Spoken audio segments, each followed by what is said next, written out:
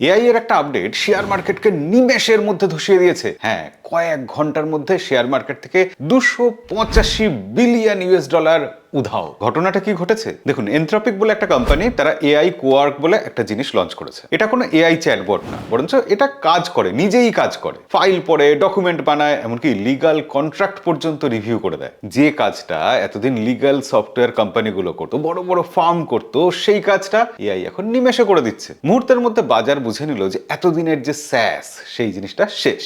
Legal zoom, Adobe, Salesforce, এই সব কোম্পানির শেয়ার ধপাস করে পড়ে গেল। তবে হ্যাঁ, সবাই কিন্তু প্যানিক করছে না। গুগল, এনভিডিয়ার মতো কোম্পানি তারা বলছে এতটাও চিন্তা করার কিছু নেই। এআই নতুন কোনো আইন তো শেখায়নি, এআই নিজে কোনো লিগাল লজিক্যাল ব্রেনও নয়। জিনিসটা আসলে একটু ভালোভাবে সাজানো কিছু প্রম্পট। এআই আগেও এগুলো করতে পারতো, তবে সবকিছুকে একসাথে নিয়ে একটা প্যাকেজ করে নতুন প্রোডাক্ট বানিয়ে দেওয়া হয়েছে। তবে এই জায়গাটাতেই কিন্তু ভয়ের কিছু আছে। এআই আগে ছিল একটা প্ল্যাটফর্ম, তার উপর নির্ভর করে বিভিন্ন লিগাল ফার্ম কাজ করত। কিন্তু এখন এনথ্রপিক নিজেই এই ফার্মগুলোর কম্পিটিটর হয়ে উঠেছে, নিজেই প্রোডাক্ট তৈরি করছে। এবার প্ল্যাটফর্ম যখন কম্পিটিটর হয়ে যায়, তখন তো ইকোসিস্টেম কেঁপে উঠবেই। দেখুন, সিম্পল স্যাস তো মারা যাবে, এটা নিয়ে কোনো সন্দেহ নেই, কিন্তু ওয়ার্কফ্লো, এক্সপার্টাইজ, ট্রাস্ট যাদের আছে, তারা লং টার্মে টিকে যাবেন। এআই তো এখন আর কোনো টুল নয়, এআই এখন এমপ্লয় ইন দ্য বক্স।